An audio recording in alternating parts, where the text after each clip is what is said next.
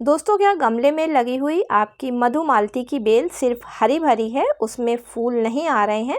तो जुलाई का महीना यानी कि मानसून का समय मधुमालती के पौधे की फ्लावरिंग का मेन सीजन होता है। ऐसे में पौधे पर काफ़ी अच्छी फ्लावरिंग होती है। तो आज के वीडियो में मैं आप लोगों के साथ में मधुमालती के पौधे के लिए कुछ ऐसी सीक्रेट फर्टिलाइज़र्स को शेयर करने के साथ में कुछ ऐसी केयर टिप्स को शेयर करूंगी, जिनका कि यदि आप अपने मधुमालती के पौधे में इस्तेमाल करते हैं तो तुरंत आपको रिजल्ट देखने को मिलेगा। तो कौन सी केयर टिप्स हैं और कौन सी फर्टिलाइज़र हैं, चलिए वीडियो को स्टार्ट करते हैं। नमस्कार दोस्तों, आप सभी का अपने ही चैनल पर एक बार फिर से स्वागत है। तो चलिए दोस्तों, वीडियो को स्टार्ट करते हैं। तो दोस्तों, सबसे पहले जान लेते हैं कि जुलाई के महीने में मधुमालती के पौधे से अच्छी फ्लावरिंग को स्टार्ट करने के लिए किन 3 पॉइंट्स को ध्यान में रखना काफ़ी ज़रूरी है।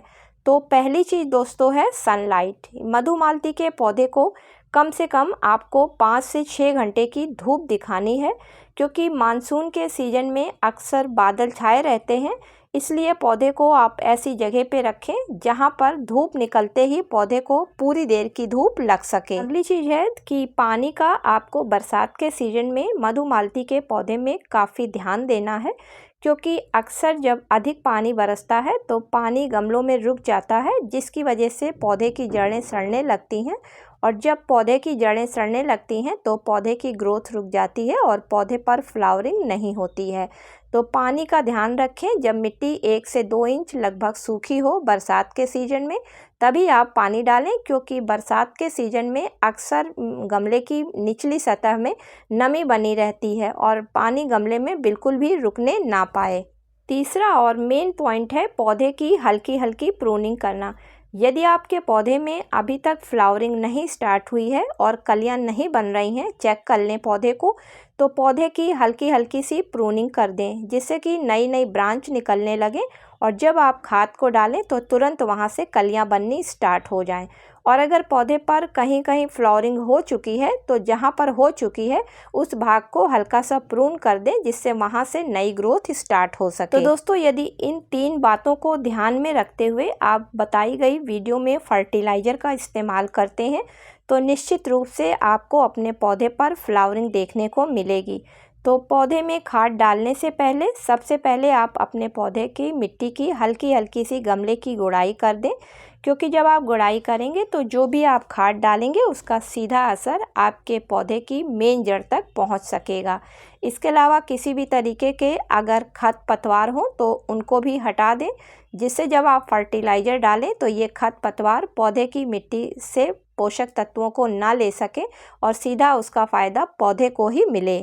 तो चलिए दोस्तों, अब उस जदुई मिक्सचर फर्टिलाइज़र की बात कर लेते हैं, जिसका कि इस्तेमाल करते ही आपके पौधों पर कलियों की बरसात होनी स्टार्ट हो जाएगी। तो दोस्तों, सबसे पहले खाद के रूप में आपको लगभग अपनी 2 मुट्ठी के करीब वर्मी कंपोस्ट खाद को ले लें। अगर आपका पौधा 12 इंच के गमले में लगा हुआ है तो वर्मी कंपोस्ट खाद में नाइट्रोजन काफ़ी अच्छी मात्रा में पाई जाती है और ये पौधे की नई ग्रोथ को काफ़ी बढ़ावा देती है। इसके अलावा जब कई खादों का पौधे पर इस्तेमाल किया जाता है तो पौधे में अच्छी ग्रोथ का स्टार्ट होना काफ़ी ज़रूरी होता है। दूसरी फर्टिलाइज़र के रूप में आप 2 चम्मच बोन मील पाउडर ले लें, लेकिन दोस्तों बरसात के सीज़न में बोन मील पाउडर का कम इस्तेमाल किया जाता है, क्योंकि मिट्टी में नमी की वजह से अक्सर फंगस लग जाती है।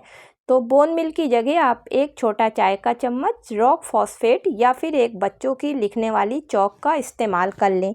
तो इसका इस्तेमाल करने से पौधों में फास्फोरस की कमी दूर होती है, जिसकी वजह से जड़ों का रूट सिस्टम काफ़ी मजबूत होता है और पौधों पर कलियां बननी आसान हो जाती हैं।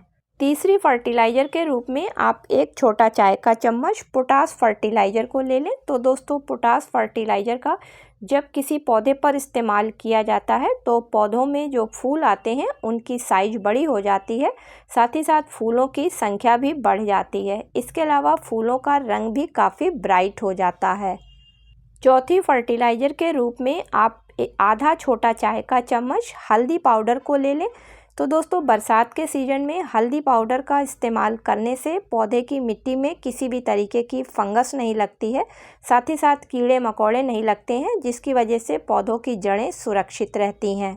अब सभी फर्टिलाइज़र्स को आप मेन रूट से छोड़कर गमले के किनारे किनारे चारों तरफ अच्छी तरीके से मिक्स कर दें और ऊपर से मिट्टी से कवर कर दें। तो किनारे की तरफ फर्टिलाइज़र इसलिए डाली जाती हैं क्योंकि पौधे की जो मेन रूट को भोजन पहुंचाने वाली रूट्स होती हैं वो अक्सर गमले में किनारे की तरफ होती हैं। गमले की मिट्टी यदि सूखी है तो आप पानी डालें, नहीं तो बरसात का सीज़न चल रहा है, धीरे धीरे गीली मिट्टी से पौधे को ये फर्टिलाइज़र का असर होता जाएगा।